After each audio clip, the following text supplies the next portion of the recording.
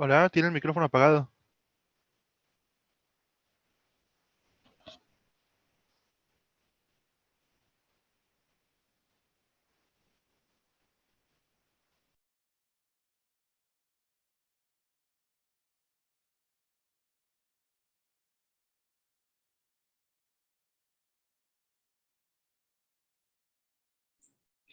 Ya, vamos a empezar entonces la clase. Tenía apagado el micrófono. Pero bueno, va analizando este hombre lo que sería las diversas aproximaciones a la locura. Nos dice Daria Lider que se tenía en un principio la idea de que para ser esquizofrénico tenía uno que irse desintegrando de manera evidente y después ser incapaz de comunicarse, de atraer a otra persona. Y lo que dice, bueno, estas ideas estrictas sobre la psicosis todavía siguen presentes, por ejemplo, en el psicoanálisis. Nos muestra como ejemplo al famoso hombre de los lobos, un aristócrata ruso de nombre Sergei Pankev, que visitó por primera vez a Freud en 1910 y tomó un tratamiento que duró 4 años. Freud redactó el caso de este paciente y precisamente se llama el hombre de los lobos porque tiene un sueño crucial en su tratamiento. Lo que él sueña es que hay un grupo de lobos blancos que le mira fijamente de modo aterrador desde un árbol. Todos están montados en un árbol. La ventana de su habitación se abre y él puede ver con mucha claridad este panorama. Una de las alumnas de Freud lo diagnosticó como un paciente con paranoia. Y otra alumna de Freud, Muriel Gardiner, psicoanalista de la primera generación, que conocía bastante bien a Pankev, lo refutó el diagnóstico de Ruth McBranswick diciendo que le daba la impresión de ser una persona metódica, de fiar, que siempre iba bien vestido, que era educado y considerado con otros. De hecho, este hombre siempre vestía bien, tenía un talento artístico, quiere decir que pintaba. De hecho, la escena del hombre de los lobos es famosa, ¿verdad? Porque están estos lobos sobre el árbol y el asunto es que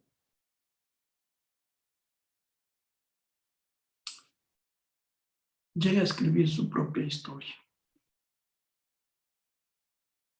¿Quién mejor para él que hacerlo? Entonces contamos con la historia de Freud y contamos también con el relato del mismo paciente.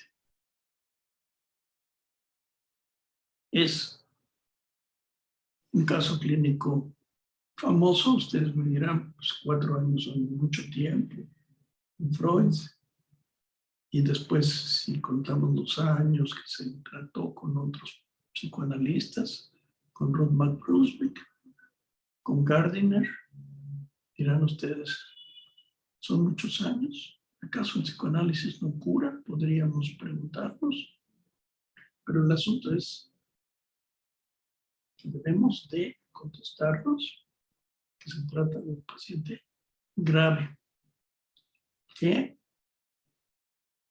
no tiene delirios, pero sí está de alguna manera alejado de la vida común y corriente. De hecho, a él le toca también, poco después, la Revolución Rusa, que le va a despojar, como aristócrata que era, de todos sus privilegios. Y entonces él quedará en el desamparo, regresará a Viena para ser tratado, y allí Freud lo adopta a este paciente, pidiendo a sus alumnos que por las aportaciones que ha dado Pankev al psicoanálisis, reciba una aportación por diferentes psicoanalistas.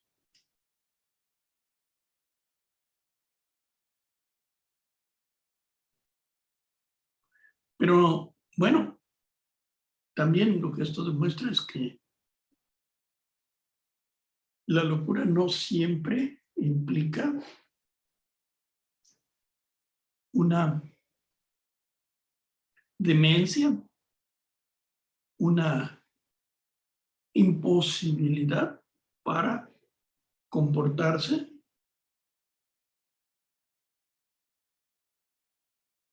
para escribir incluso. Hay escritores muy notables que de alguna manera podría decirse que tienen rasgos de locura, que al mismo tiempo son rasgos de genialidad. Se me ocurre hablarles en estos momentos de William Blake, o tal vez de James Joyce mismo, que escribe el Ulises, ¿verdad? Y el Ulises es una obra difícil de leer. Que por cierto marca el límite entre la literatura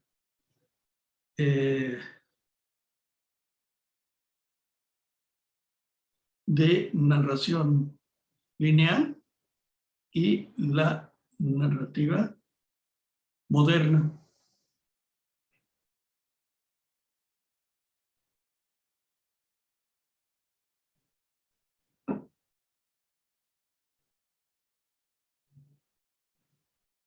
Pero bueno, los especialistas en enfermedad mental fueron teniendo cambios en sus opiniones acerca de lo que esta era. Kraepelin mismo reconoció que la enfermedad podría frenarse o incluso en algunos casos curarse con un restablecimiento completo y duradero, y que el contexto en el que su pesimismo inicial apareció se debía justamente a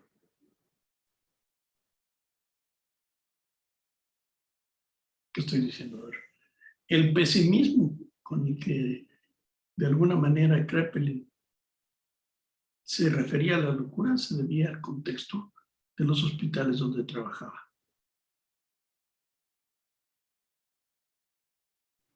Y muchos criticaron después el término demencia por las implicaciones de destrucción de las facultades mentales y el deterioro físico a largo plazo. El término demencia sugería un proceso orgánico mórbido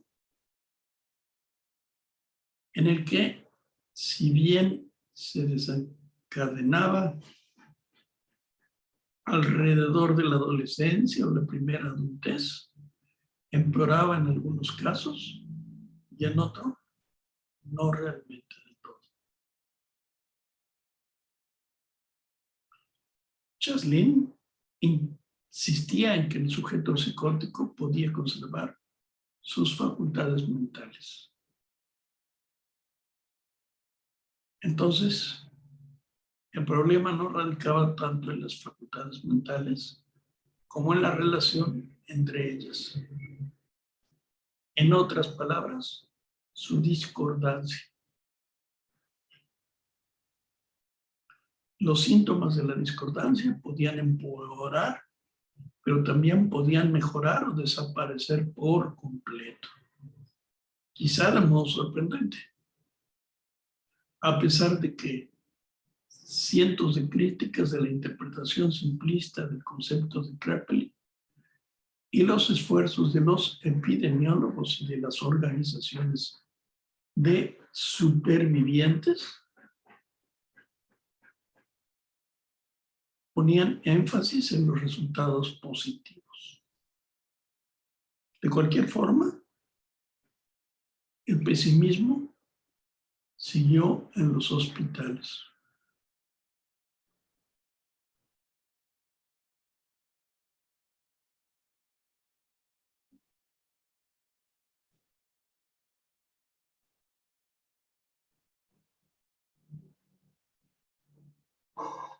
En el caso de Schreber,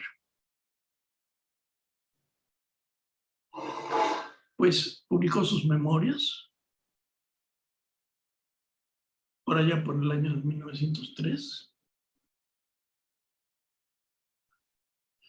Es un juez alemán que sufrió una enfermedad de los nervios y que creía que se estaba transformando en el engendrador de una nueva raza que habitaba un universo estrambótico de rayos divinos y podía esgrimir argumentos legales como experto en la materia que era. En particular, en lo concerniente a su propia tutela. Así pues, fue capaz de convencer a los tribunales de que tenía derecho a sus ideas y salió del manicomio con vida. Freud observó que lo que tomamos como características definitorias de la locura no son en realidad síntomas primarios, sino secundarios. No tanto constitutivos de la locura, sino respuestas a la locura. Intentos de autocura. A un mismo tiempo, otros autores psicoanalíticos, Bleuler, Jung, Lacan y Winnicott, Bion, tienen precisamente esta concepción sobre la locura.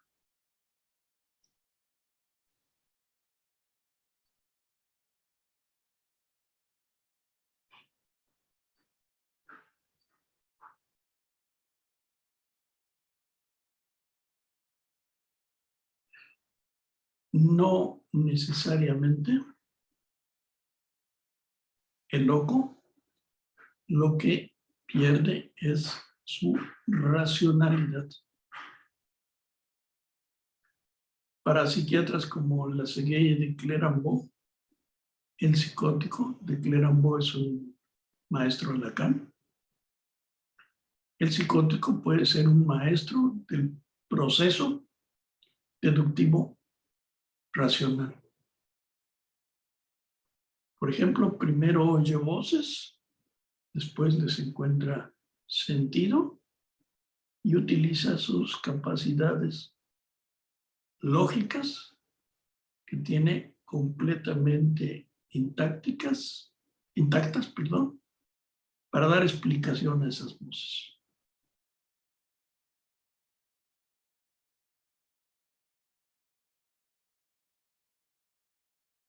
En palabras de un escritor inglés,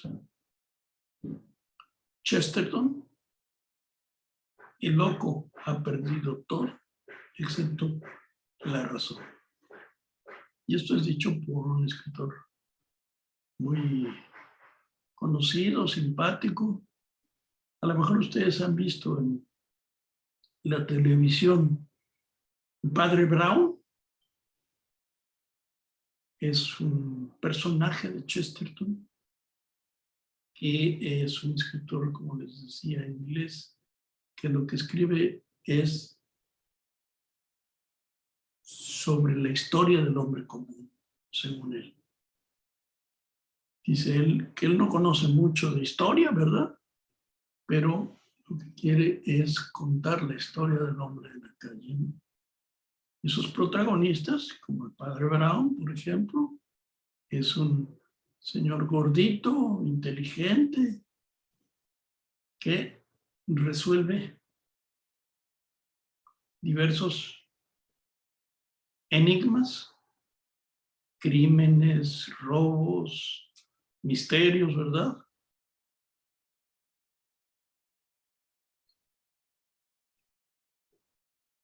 Bueno, pues lo que hace es decir esto, Chesterton.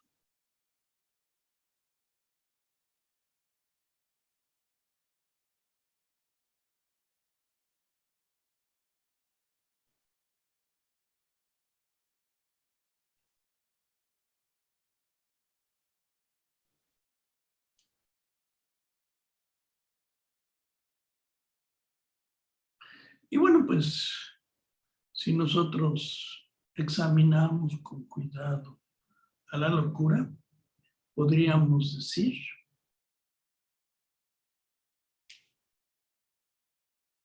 que hay como 3 categorías en ella. La primera, la paranoia, que constituye, en un caso claro, la locura llamada silenciosa. La segunda forma de entender la locura es como producto de un trastorno biológico. Y entonces la farmacología es el escenario de la salud mental.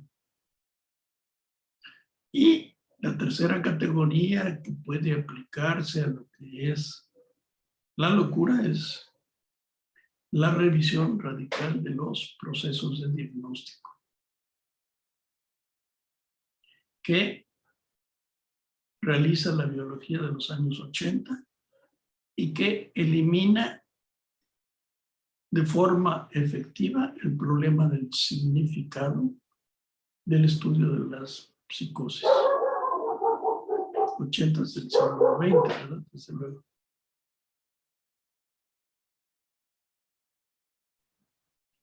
Así pues, la psicosis aparece como un mal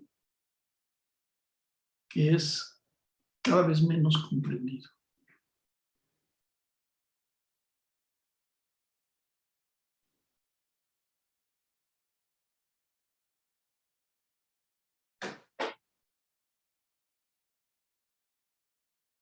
Kraepelin describió la verdadera paranoia, las 2 características definitorias eran los delirios y una conservación asombrosa de todas las capacidades mentales y de inteligencia. O sea, el loco no pierde su inteligencia.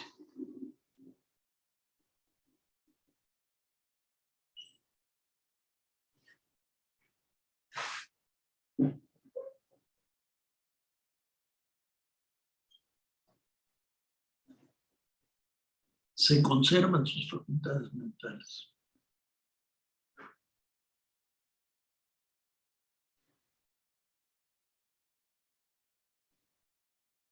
Los estados paranoides, de hecho, pueden darse en casi cualquier tipo de alteración mental.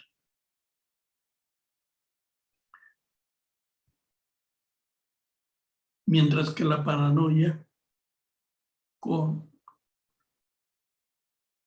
tal constituye una categoría diagnóstica diferenciada que lleva aparejada la construcción de un sistema estable de creencias con un perseguidor identificado.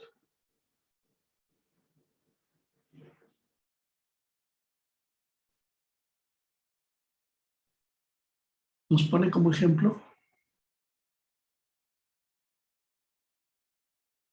el caso de Ernst Wagner, que fue estudiado por el psiquiatra Robert Goff y sus estudiantes en Tübingen. Wagner es un maestro muy respetado, un hombre educado e inteligente que lleva una vida ordenada. Nunca ha despertado el interés de los médicos o los psiquiatras. Pero la noche del 4 de septiembre de 1913 le seccionó las arterias carótidas a su mujer, a sus 4 hijos, cogió el tren de Stuttgart en dirección al pueblo de Mulhausen, donde tras provocar varios incendios, disparó a todos los hombres que vio, matando a 9, hiriendo a otros 12 con las armas que tenía atadas con correas en las manos. Fue un impresionante ataque de violencia que fue objeto de la portada de todos los periódicos que trajeron a colación una inclinación de odio hacia todos los enfermos mentales. Se decía que Wagner había llevado a cabo su matanza compulsiva durante un ataque agudo de locura. Pero, como demostró Goff, de modo valiente y con persistencia, los asesinatos habían sido planeados años antes por un hombre que se sentía perseguido hasta el punto que no podía soportar, como confirmaron sus cuadernos y diarios. La riqueza de las pruebas escritas que Goff examinó y constituyó un recuerdo de incalculable valor,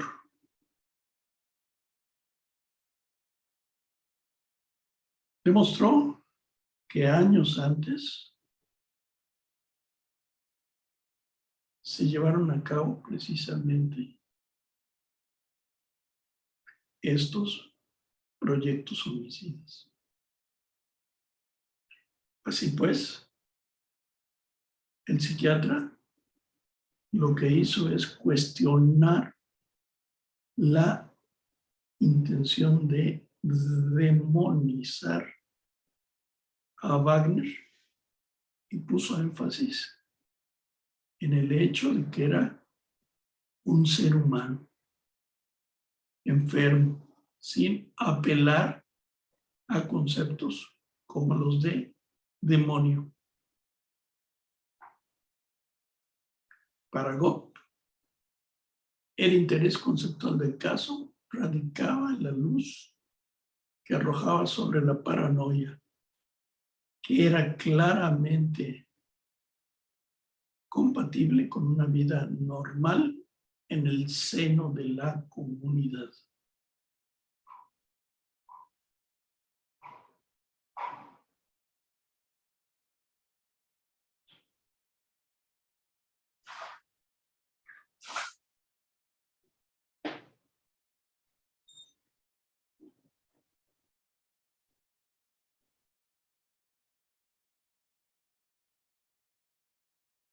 Permítame un momento.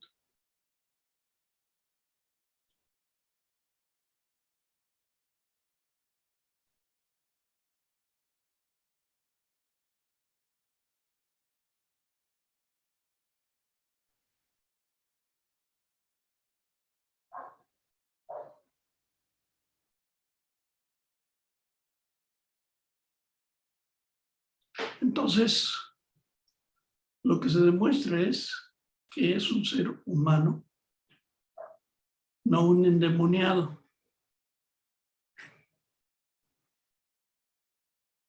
Años antes fue capaz de comportarse como buen ciudadano, padre de familia, sin mostrar signos visibles de locura.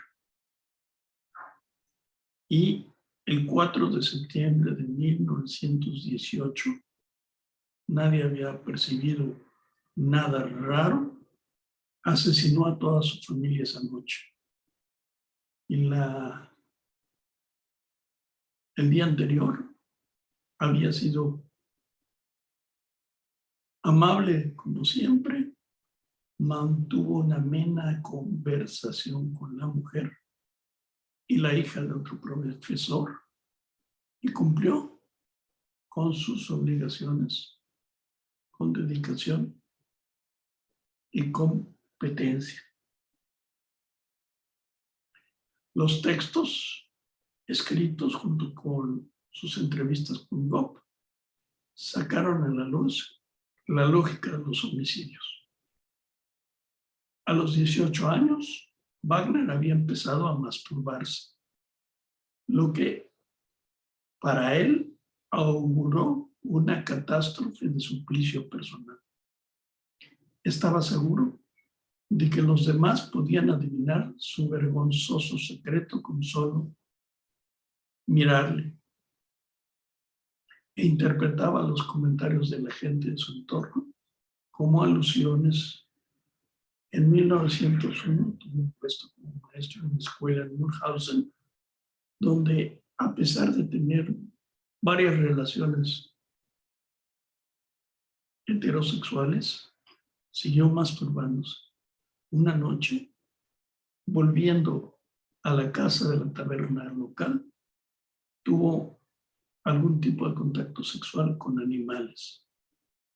Los detalles de lo que hizo exactamente no se conocen, a pesar de los años de entrevistas con Gopp. Nadie vio a Wagner hacer nada, pero él sentía que había cometido un pecado contra la raza humana. Después de esa noche, deambuló con una agonía persecutoria, interpretando que las conversaciones que oía casualmente eran alusiones a lo que había hecho o hacía, bromas, mofas de la población local. Wagner sabía que si tomaba represalias perdería su trabajo, no tanto por las agresiones cometidas, sino porque su delito se conocería. Empezó a llevar un arma cargada encima por si la policía venía a buscarle, e incluso escondió esta arma bajo su chaqueta el día de su boda. Su matrimonio no fue suficiente para atenuar su desesperación. Y con el tiempo, Wagner se dio cuenta de que tendría que matar a toda su familia, ya que sus hijos podrían llevar el germen de sus anomalías sexuales, podrían heredar su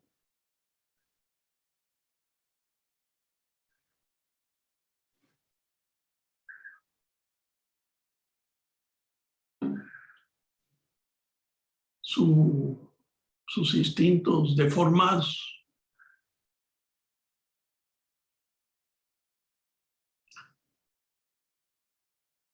Después compró más armas, practicó y planeó su acto. Pidió el traslado a Stuttgart, pero acabó pensando que también allí conocerían su pecado. Tendría que matar a los hombres de Mühlhausen para frenar las habladurías. Sin embargo, primero tenía que matar a su familia, según esto, por compasión y para impedir la transmisión hereditaria del mal. Por pensar que los hijos tuvieran que vivir con la vergüenza de su padre, que era una idea que se le hacía insoportable. Decidió matarlos para ahorrarles ese dolor y borrar cualquier rastro de su pecado del mundo. Después prendería fuego a Mühlhausen y mataría a sus enemigos. Por lo tanto, los asesinatos se dividían en dos grupos. Primero, el homicidio altruista de su familia y después la eliminación de sus perseguidores por venganza.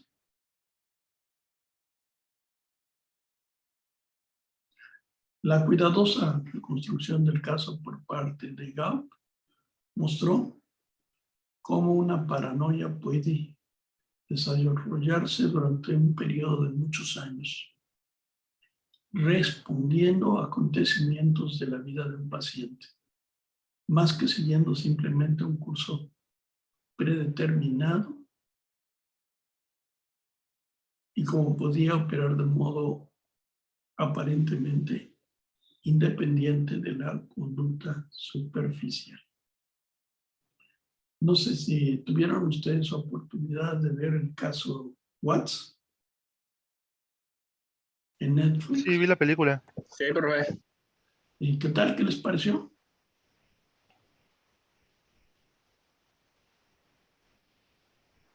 Pues está extraño, ¿no? ¿Eh? Está extraño, ¿no? Que haya matado a su familia. Es horrendo, ¿no? No, Porque bueno, la historia, resumimos, es la siguiente. Es un hombre que tiene un trabajo estable, que trabaja para una empresa en donde tiene incluso un puesto importante. Tiene una mujer guapa. Parece que tiene una familia en la que todos son felices. Las niñas lo quieren muchísimo. E incluso él se comporta en las películas con las niñas como si las quisiera muchísimo.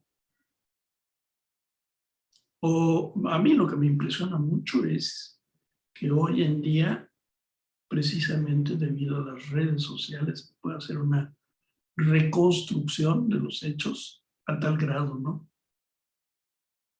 Y nosotros vemos cómo está jugando el caballito con las niñas, cómo las carga, cómo las besa. Y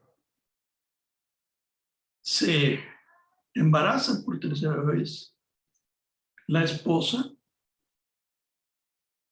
y parecen todos estar muy contentos. Parece que lo que viene es que siga este panorama de felicidad. ¿Y qué sucede? Bueno, él conoce a una mujer que prácticamente es muy parecida a la que ya tiene, Si ustedes se dan cuenta del rostro y de su forma de hablar y todo, es muy parecida. Entonces, uno lo primero que pensaría es, ¿por qué se consigue una mujer igual, no? Y, pues, el asunto es tener un amante no es un motivo para volverse criminal de su familia. Si ya no le gustaba su mujer ni la vida que llevaba, podría haberse divorciado. Pero el impulso es eliminar su vida de una forma radical, violenta.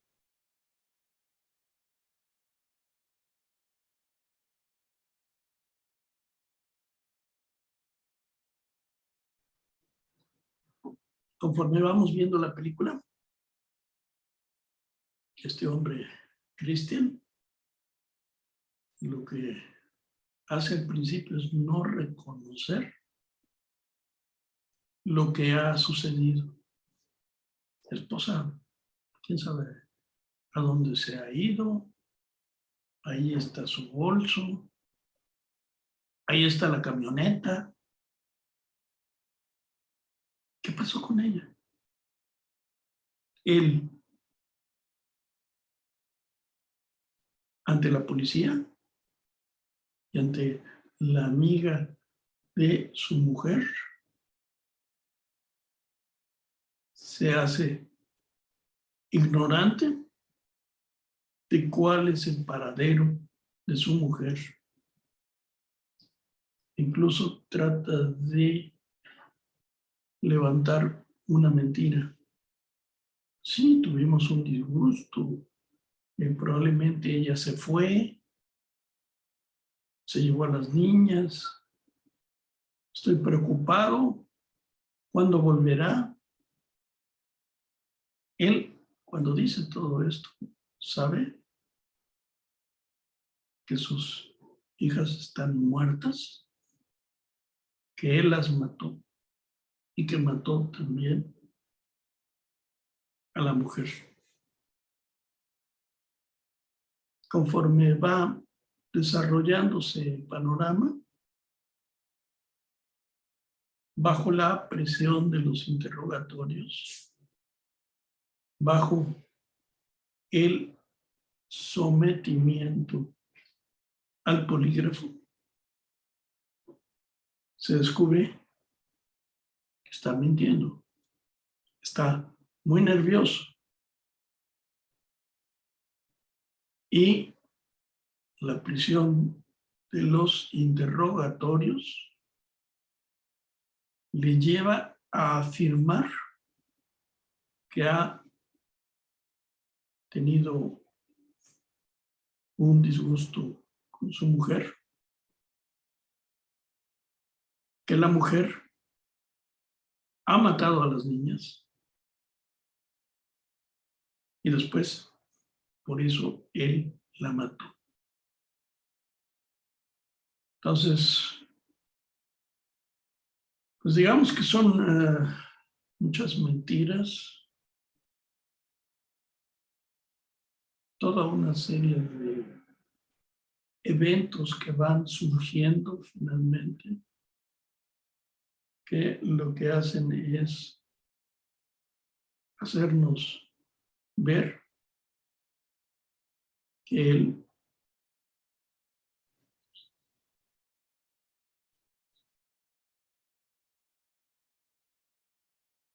está en un estado que podría calificarse, sí, de delirante.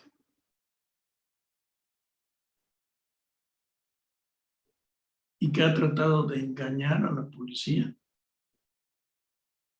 mintiendo acerca del porqué de la desaparición de su esposa y sus hijas.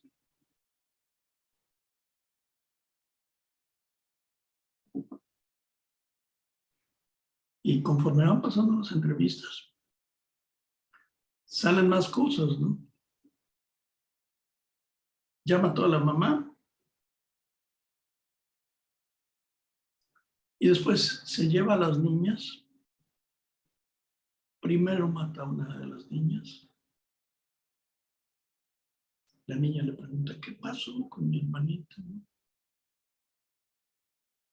Y él lo que dice es, ¿está bien? Finalmente la mata a la segunda de las hijas. Si uno ha visto con detenimiento la película, pues hay un montón de escenas donde él convive con sus niñas de manera tierna, compartiendo momentos felices y cariño. ¿Cómo es posible entonces que haya llegado a ese punto de violencia? Insisto, es muy importante este punto. Si quería formar una nueva familia, podría haberse divorciado.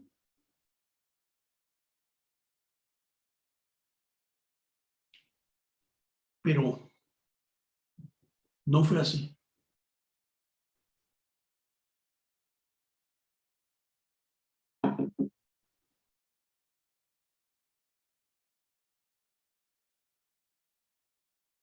Y bueno, como hoy tenemos las redes sociales, fue posible reconstruir puntualmente cada detalle de ese caso criminal, ¿no? Es verdaderamente escalofriante. A mí, conforme fue transcurriendo la historia y se veía cómo él empezaba a tener una conducta de alejamiento de su esposa y de agresión hacia ella, verdaderamente me empezó a impresionar mucho porque lo que se ve también es la transformación de él al punto que uno sabe que eso se va a convertir en un panorama de crimen. Él se va a convertir en un asesino. No basta con que sea infiel o con que se separen, no. Él se convierte en un asesino.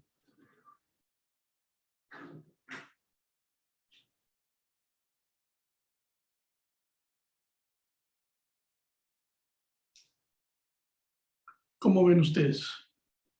¿Quieren opinar algo sobre este caso en particular?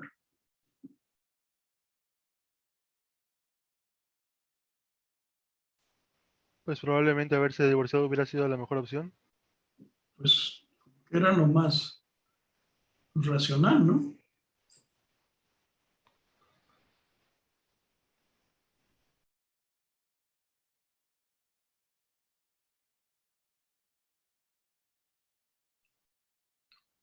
Bien,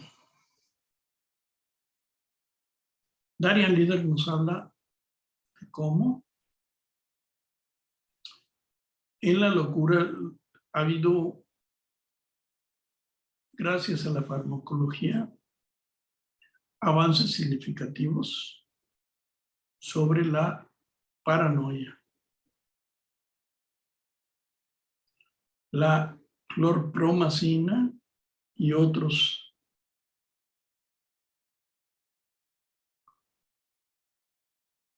medicamentos poco a poco fueron sustituyendo medicamentos que causaban patologías secundarias graves, problemas como el Parkinson, aumento de peso, problemas de salivación y locución, por mencionar unos cuantos. Hoy en día los nuevos medicamentos son verdaderamente asombrosos. He visto pacientes que deliran, que se les proporciona una indicación de los más modernos antipsicóticos y se borra el delirio. Sin embargo, no resultan con todos. Y los resultados no son muchas veces permanentes.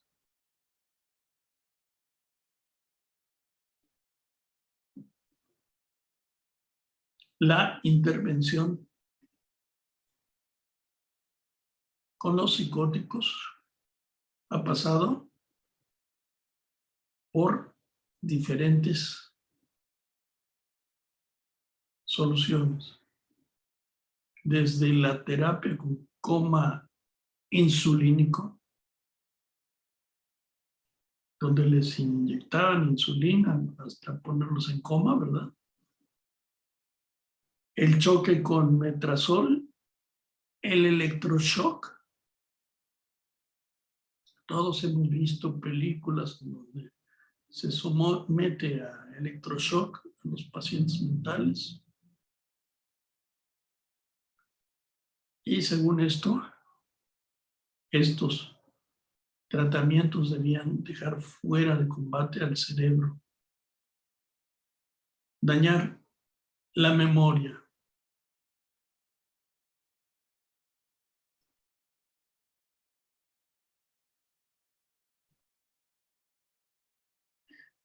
La psicoterapia con sujetos psicóticos es por lo general larga, difícil, agotadora y carece de las satisfacciones que solemos asociar a otros tratamientos médicos más convencionales. Como les decía yo en alguna otra clase, el tratamiento de pacientes psicóticos toma su tiempo.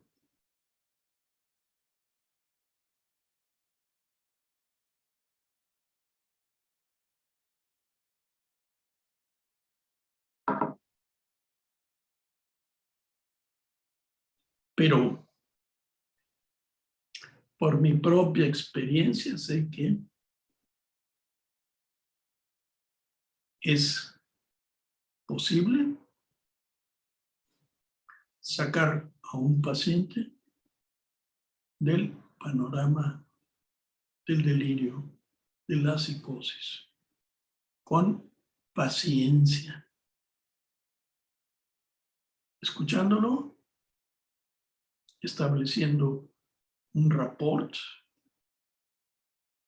y dando lugar a que se establezca una relación importante para el paciente.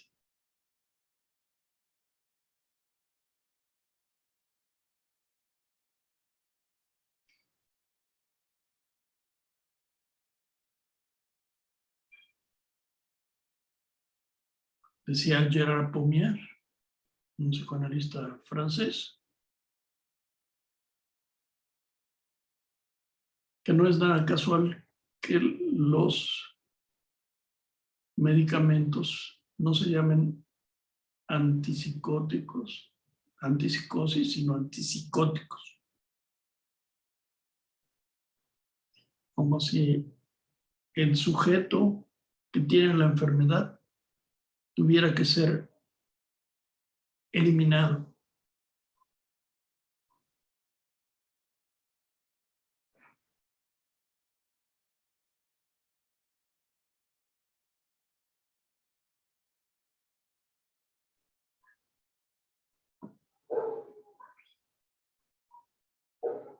Nos pone un ejemplo. Una mujer empieza a sentir que el mundo entero estaba en su contra, que la gente la espía por la calle y conspira. Y la radio y la televisión hablaban de ella. 2 años antes se había casado con un hombre mucho mayor que ella, un anticuario rico, y para cuya familia había ejercido de institutriz durante los 25 años anteriores. Aparentemente la familia y los hijos de su nuevo esposo habían aceptado de buena gana el matrimonio, gracias al cual ascendió en su estatuto social y económico. La psicosis se desencadena en el momento en que recibe un cheque a su nombre extendido por su marido. Tuvo la impresión de que se estaba aprovechando de su nueva situación, quitándole a los hijos de su esposo lo que les correspondía, considerando lo generosos y comprensivos que habían sido con ella. Este sentimiento de culpa se transformó en un sentimiento de persecución.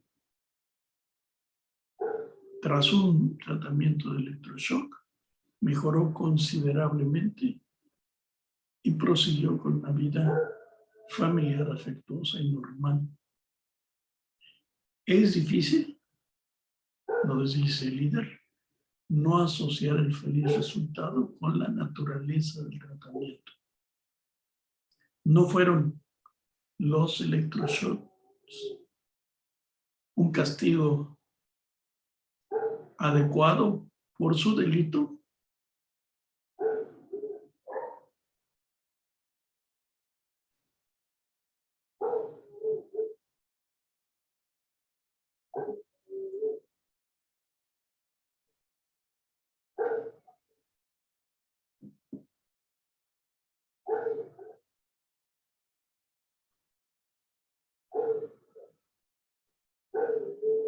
Dice el líder, olvidamos una de las lecciones más importantes de los primeros estudios con los tratamientos de electroshock, que proporcionaban una sensación parecida a los pacientes como el shock emocional. Y el impacto de ese shock, electroshock, que también era un shock emocional, lo que daba es un desplazamiento al paciente en su posición subjetiva.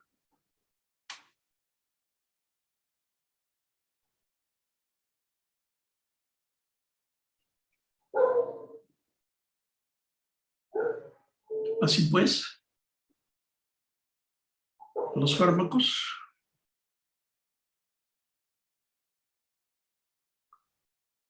forman parte de interacciones que tienen efecto en el paciente. Me recuerdo un paciente que venía tomando medicamentos durante años para reducir su ansiedad y tenía la convicción de que su ansiedad se debía a una enfermedad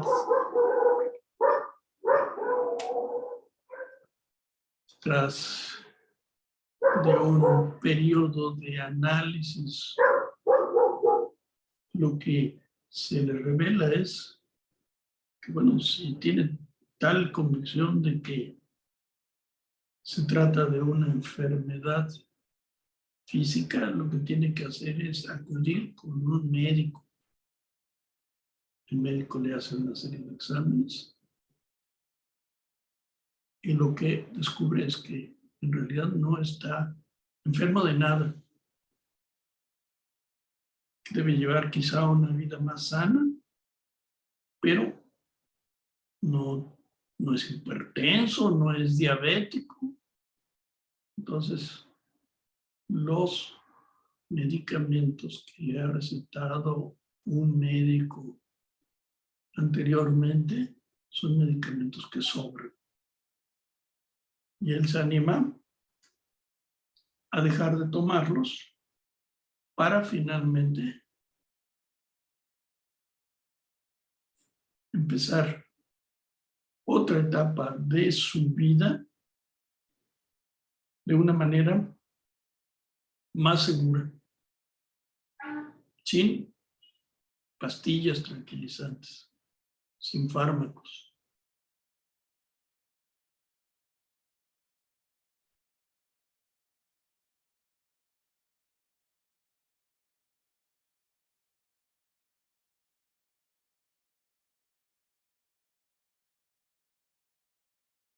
También hay un hecho del que nos habla el líder y que es importante reconocer.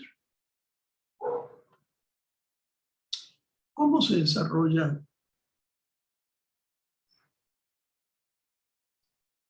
el arsenal de medicamentos antipsicóticos?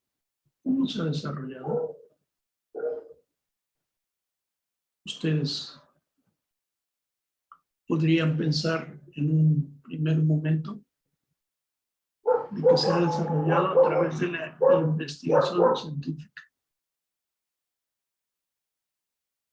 Pero buena parte de los medicamentos antipsicóticos han llegado a ser adoptados por las farmacéuticas por coincidencias azarosas. Y es así, pues, como medicamentos que sirven, por ejemplo, para los animales,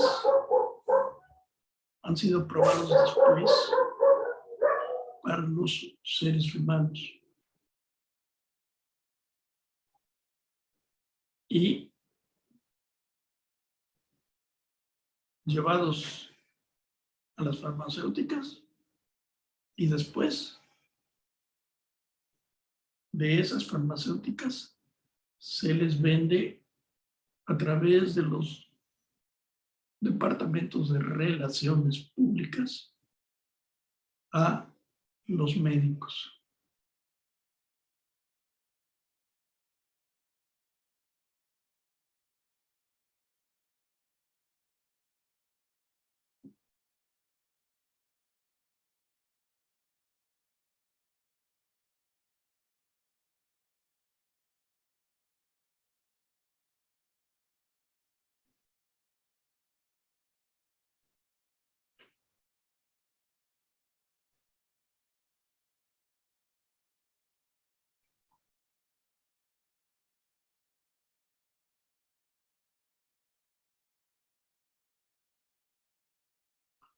Bien.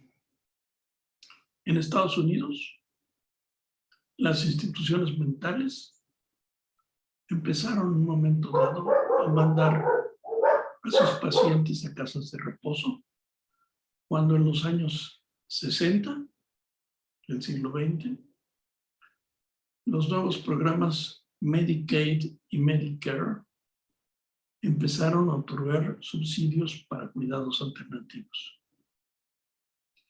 Las leyes de bienestar social otorgaban beneficios para discapacitados. Así que los hospitales dieron de alta a los pacientes que fueron a parar a pensiones y hogares sociales.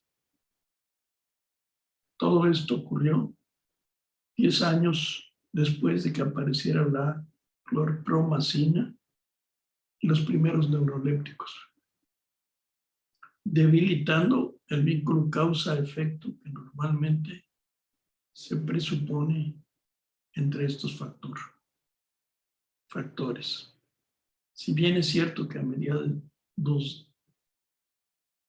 de mediados a finales de los 70 cada vez más pacientes fueron a parar a la sociedad, también se observó que un número creciente de sujetos psicóticos acabó en las cárceles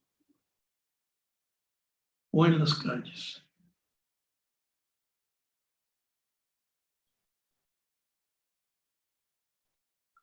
A pesar de los efectos de la clorpromacina y de los fármacos que la siguieron, el número de personas diagnosticadas de psicosis ha multiplicado por 5.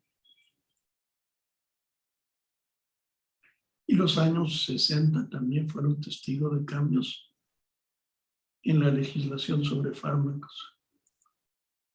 Se empezó a requerir que se especificaran los principios activos de cada agente químico.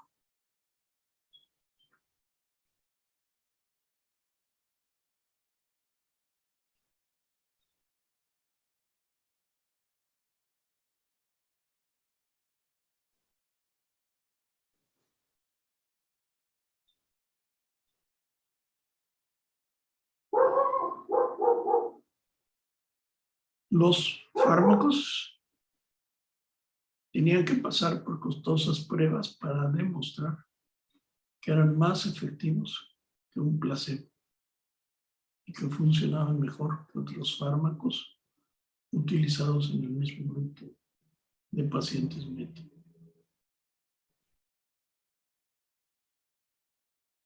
Bien. Nos vamos a dejar por hoy, ¿les parece?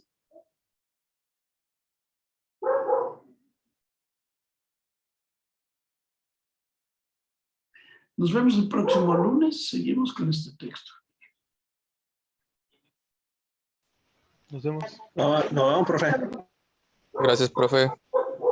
Bye.